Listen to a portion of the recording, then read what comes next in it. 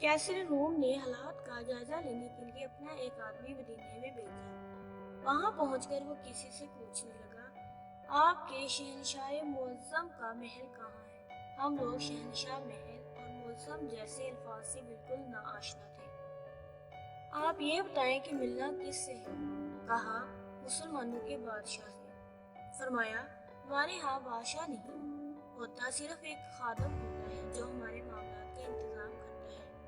उसका नाम उमर है और वो महल में नहीं रहता बल्कि गारे के बने हुए एक झोंपड़े में रहता है और इस वक्त कहीं मजदूरी कर रहा होगा।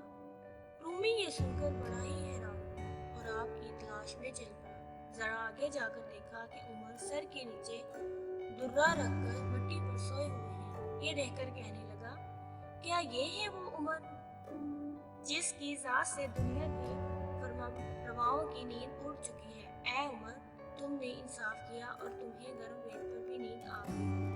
हमारे बादशाह जालिम और बददियानत है, इसलिए उन्हें संगीन हिसारों में भी नींद नहीं